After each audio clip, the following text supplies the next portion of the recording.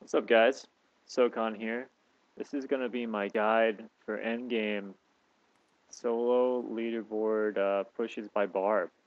I'm going to cover in this video the Templar real quick, the skills I run, the passes, and then my gear. And I'm going to try to highlight and talk specifically about things that I feel are important or people might not know, or maybe they're just left out of other people's guides. So let me talk about the Templar specifically real quick.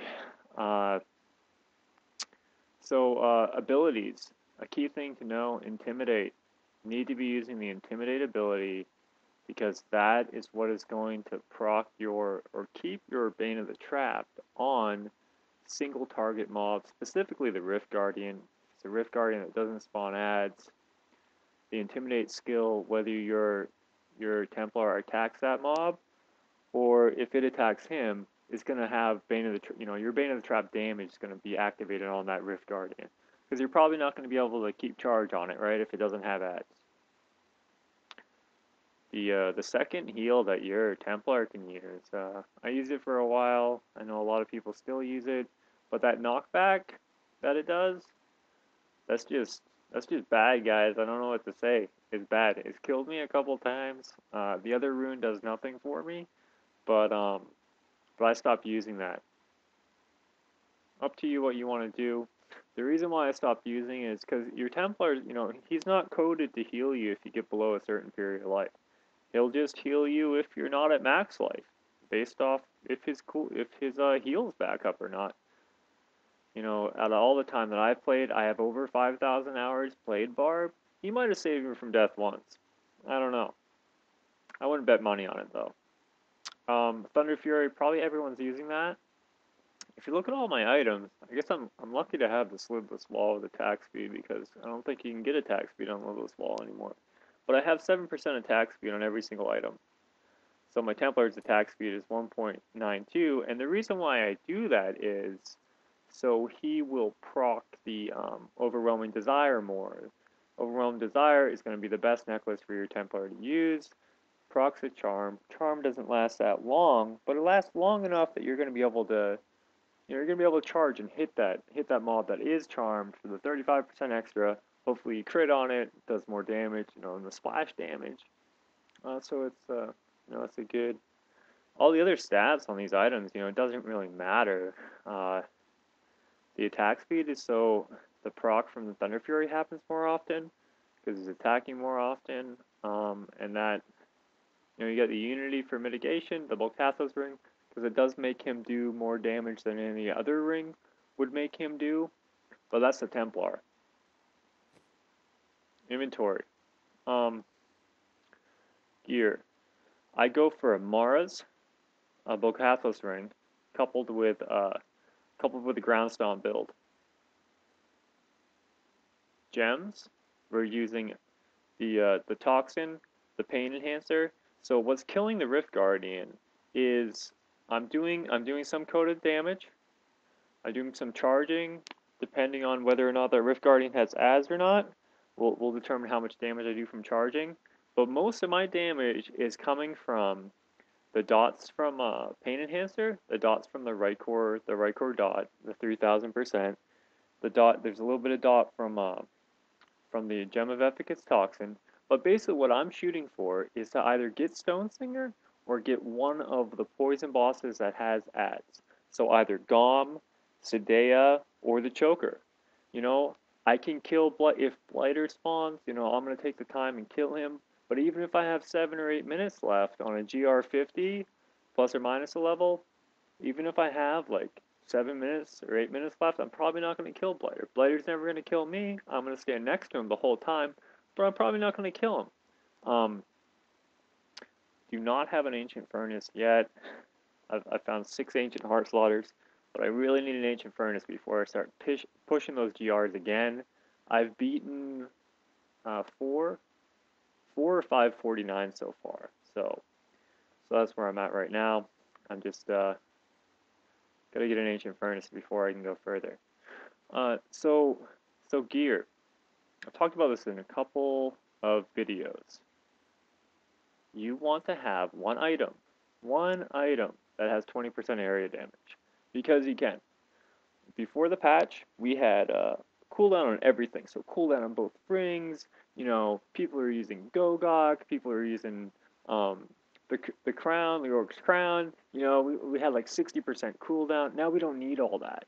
You know, now we can have we can have critical hit damage or critical hit chance or main stat on a ring or whatever we want to do. We don't need to have all the cooldown. But we can also have a couple other things. So, you know, if you can't get a pair of shoulders like I have that have the cooldown, the furious charge, and the area damage, you can put area damage somewhere else. You can put area damage on your gloves in place of the cooldown. So that 20%, I've messed around a little bit with having two items with area damage, but I found that the one item with the area damage is a big up because you have 50 area damage. So if you add 20, it's 40% damage increase to that damage type.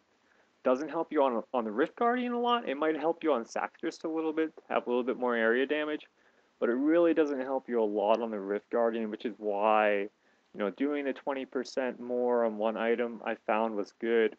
Doing like 40%, I didn't notice that much of an increase because it was taking away from something else. Like it was taking away from, say, 500, you know, more main stat or whatnot. So Bolcathos ring. Ground Stomp, covered that. Mara's covered that. Just the most amount of Rift Guardians, because if you get Stone Singer, you're going to beat him no matter what. Another necklace might help you get through the Rift a little bit better, but Mara's does open up for you those poison bosses if you can beat it. I'll go over my skills and passives lastly here, which, you know, there's not going to be too many more key things in this video. I think I've talked about all the specific things that oh, one more thing. Pride of Cassius. You know, an Ancient Pride of Cassius, if you can get an Ancient Pride of Cassius with the Life for Fury spent, like on this one here, if I had an Ancient version of the exact same attributes, I would want one with, instead of the resist, to have Life for Fury spent in there. Because the Life per Fury spent can be like 1200. So be on the lookout for that. You do want to have one item with 15% life. And you want to be around 4000 vitality. I always attribute my Paragon, so I'm right around there. I think I had to put on like 200 vitality to have 4K. But I found if I have 4K vitality with about 15%, with one item with 15% life on it, that was a good round number as far as it prevented some one-shots, you know, from me dying from one hit from something from occurring less often. On shoulders and chest right now, I do have Furious Charge on both, but sometimes I use the reduced damage deduction from elites on my chest. So skills, Coda, the fire Coda, just because I'm not using a ton of physical damage, I think I'm only rolling with 20% physical damage. So Coda Fire is, you know, it is double damage of the Coda Splash, Battle Rage, Ignore Pain, spend Fury to heal yourself. Wrath of the Berserker, Insanity. You're always going to want to use Wrath of the Berserker, Insanity. You'd be insane not to, right? Physical Charge, Ground Stomp, Pull-In. So Ground Stomp, Pull-In. This rune doesn't just pull in, it extends the radius of the stun range to 24 yards from the base of 14. So you think about it, you know, you draw a circle that's 10 yards wider on both sides, it's more than twice as big as, you know, the 24-yard circle of area of, you know, stun range is more than twice as big as the 14-yard one. So you're maximizing, it synergizes with the APDs. Any mob within 25 yards, this makes it 24 yards. So you're maximizing, you know, the use of your APD stun radius. That's why the pull-in rune, the Wrenching Smash, is so good because it's a defensive ability as well as an offensive tool.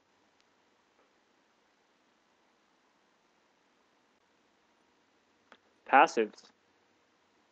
Passive abilities. Boon and Volcathos, always want that extra cooldown for your Coda and for your, you know, for your Wrath of the Berserker. Ruthless, Berserker Rage, and Rampage. you're basically always going to use all three of these.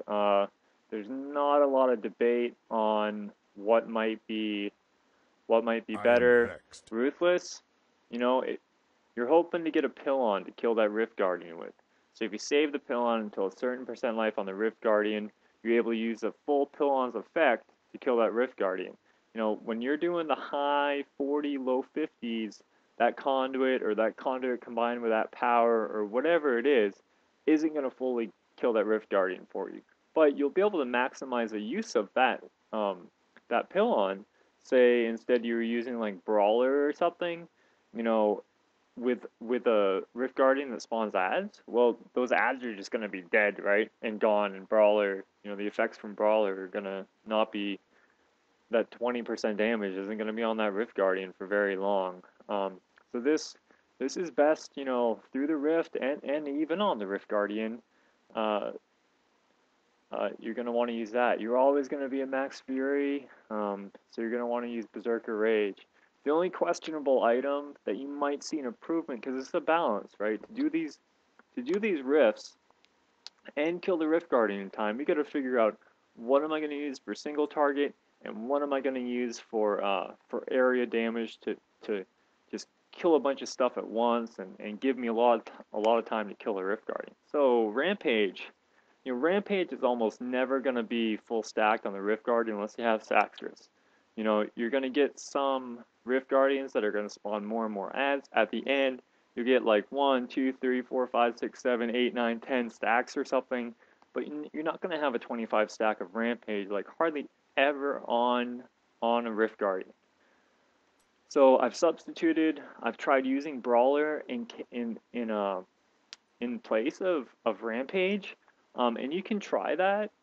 Uh, it really just it does open you up to a lot more damage on the Rift Guardian because there's a lot of Rift Guardians that spawn at least 2 ads, a lot of them. But in the same regards, losing that Rampage and that 25% more AC and that 25% strength, I mean, you're basically that 25% strength is going to be on you through the entire rift. You're going to have 25% more strength the entire rift with Rampage. That 8 seconds it's a long time to you know, just get that one more kill to refresh that stack. Pretty much going to have Rampage. So you can mess around with that. It just depends how much, you know, how much you end up dying. You get rid of Rampage, you're going to you might die a couple more times. That 25% strength, you know, not as only is it the extra damage, but it is the mitigation as well. So you have to consider that if you're going to get rid of Rampage. But it might be something to look at. And that's about it, guys. I'm pretty sure I probably covered a lot of things other people have already talked about.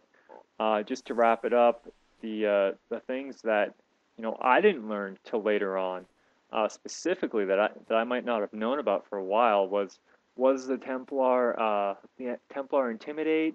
That's important to know for Bane of the Trap, single target on the Rift Guardian for your Bane of the Trap to be active. You know, you never want to get rid of Bane of the Trap because your Templar can have that skill even if you're not going to be trapping the Rift Guardian. The area damage, that's something I started playing with for just a couple weeks since the last patch because I could get rid of some cooldown and I noticed it helped a lot. So area damage, you know, you get gear that has some area damage on it and you say you get gloves and you can't get cooldown, critical hit damage, critical hit chance because you happen to have area damage on it. So you could get area damage with crit chance and critical hit damage. You know, you might want to save that as like your good pair of area damage gloves. Like I have a pair of area damage gloves here. You know, just be on the lookout for that stuff. You don't want to. I'm in the minority with playing only Barbarian, so I have a ton of alts that are just saving. You know, I've only played Barbarian ever. I'm trying to put my cursor over these other classes just so you can see there's no time played in them. But yeah, I've got all these alts that can save all this gear, and I know a lot of people play multiple classes and can't do that. But just be on the lookout for those items with the area damage. You might want to have something that has 20% on one of those items. Um, And yeah, guys, hopefully there's something in here that you can carry forward with you and just help you get closer to the top of those leaderboards and make it, very competitive for the solo barb on, which it is pretty competitive right now. But thanks for watching the video, guys, and you know, thumbs up it if you liked it. Thanks.